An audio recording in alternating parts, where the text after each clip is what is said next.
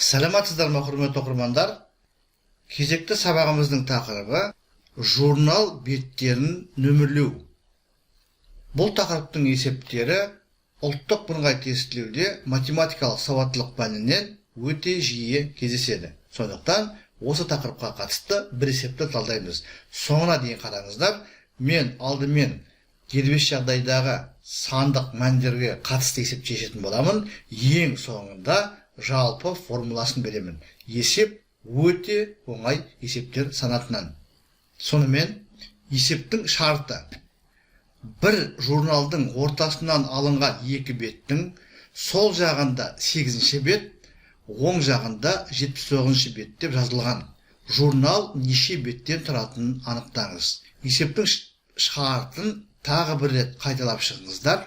Журналдың ортасынан алынған екі беттің сол жағында 8-ші бет, оң жағында 79-ші бет деп жазылған журнал неше беттен тұратынын анықтаңыз. Есепті былай шығаруға болады. Мынау парақ екі бет болып тұр, 8-ші бет және 79-ші бет. Олай болса, 8-ші беттің алдында 7 бет бар. 7 бет бар. Олай болса, 79-ші беттен кейін 7 бет бар, яғни 79-ға 7-ні қосамыз. Сонда бұл журналдың беттерінің саны 86 болып шығады. Сонымен есептің жауабы бұл журналдың беттерінің саны 86-ға тең. Жалпы жағдайда есепті былай шығарамыз. Бір журналдың беттерін тауып алдық дейік. Сол жағында n-ші бет деген тұрсын, мына жерде n болсын, оң жағында k тұрсын, яғни k-ші нөмірлі бет болсын.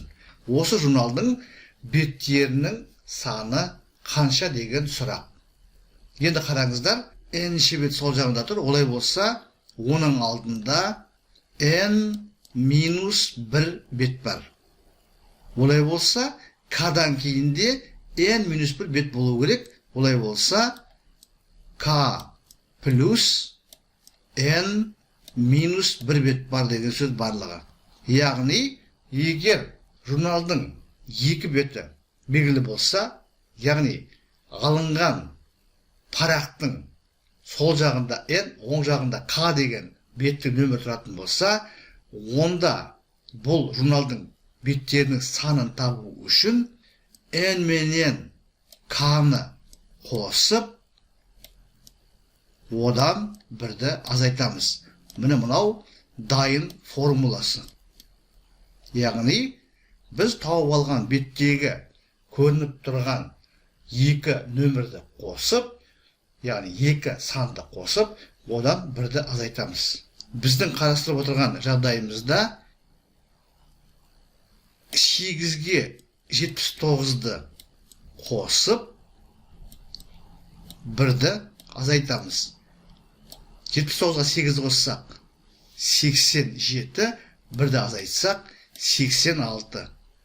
Яғни, есептің жауабы дұрыс табылды деген сөз. Сонымен, құрметті оқырмандар, біз бүгінгі сабағымызда журналдың беттерін нөмірлеуге қатысты, журналдың беттерінің санын табуға қатысты бір есепті шығардық, және жалпы жағдайда жалпы формуласын қорытып шығардық. Тағы айтамыз, егер журналдың ортасынан алынған, яғни табылған парақта n-ші бет және k-ші бет деген болса, бұл журналдың барлық беттерінің санын табу үшін n мен k-ны қосып, бірді шегереміз. Сіздерге барлығы да түсінікті болды деп ойлаймын.